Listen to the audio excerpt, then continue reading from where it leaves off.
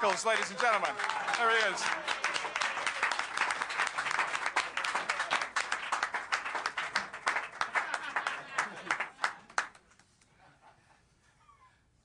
Sit down, Jack. It's over.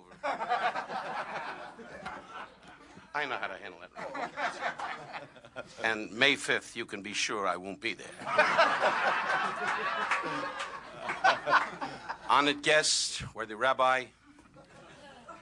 And I'm here tonight to kiss Hugh Hefner's ass. That's what I'm Because there was a time when I was invited to this mansion, and I was a big guy in your life. And then suddenly I got married and was devoted to my wife, and you canceled me.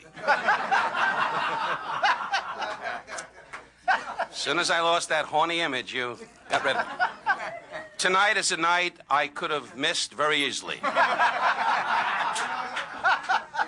The man sitting before me, I don't know, with the new haircut. Good to see you, General von Steinman.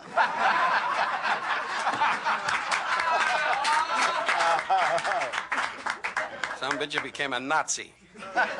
His father, rest his soul, was a Jew, which he keeps quiet. His mother was Irish, and we hung out together. We had great times in Washington, D.C., when you said to me, "Why do you always look for women?" As you were bopping everything in sight.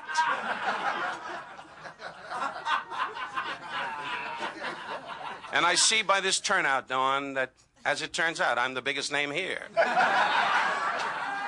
I never figured that, except for Jimmy Kahn, who we go back a long time. He gave my kid his first toys, really. When my son was born, Jimmy Kahn did a wonderful mitzvah. He gave my children toys, and we've been in touch ever since. Oh, Jesus.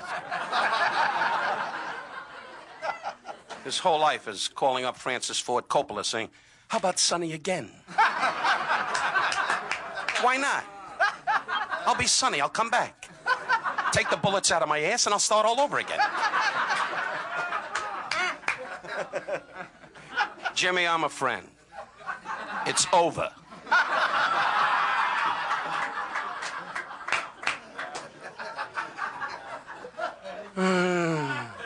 He's up in the mountains now in his pajamas trying to figure out who the hell he is. But Jimmy's a great actor. I mean that sincerely. And Dorothy, it's good to see you again. I remember the days when you and Don were married, and you kept saying to me, "I love him so much." And we all stared at you.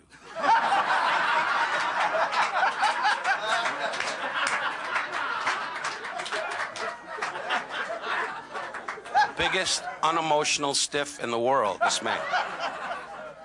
He was like a Gentile midget running around, searching, hunting. But you know, we laugh and we kid, and I must say, Gary, you were brilliant, and Jack, you're a fine writer, and Ronnie, but, and Howie, that was cute. The chair bit, great. Just some great bits up here, and Harvey, as always, a depressed, wandering Jew.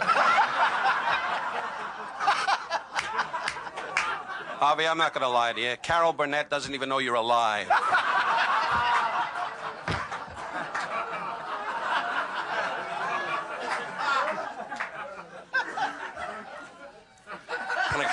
You dumb son of a pig. We did great things together, Don.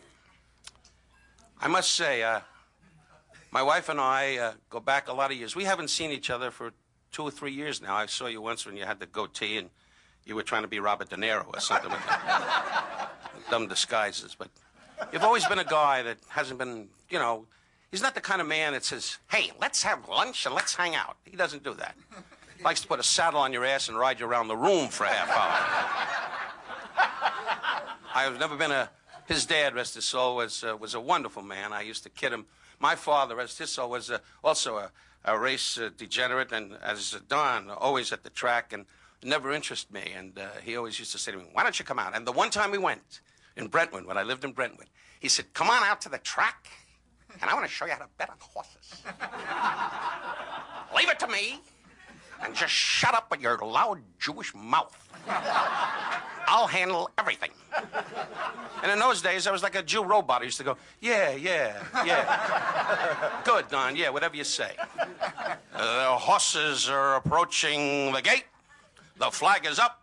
And he said, bet on Mary's girl, Shirley's daughter, and Lucy's ass. And we will win a lot of money.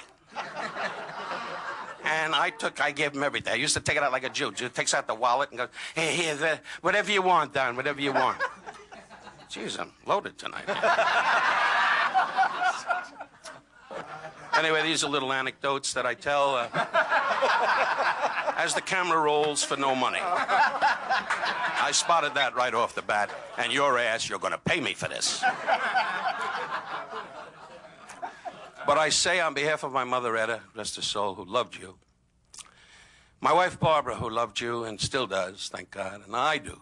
We don't see each other, but when I walked in tonight and I put my arms around you, I said, my God, the years and the laughs we had together. You can't take that away from this big guy. And I tell you this from my heart. You're the most, in my life, a comedic mind that always made me laugh. Laugh to the point where I said, gee, stop it, I can't stand it. You are that good. And at 75, you got a world ahead of you. And you and I have memories together. And let's pray to God we can have many, many more. I love you, and I tell you from my heart, you're the best, and hang in there. God bless you.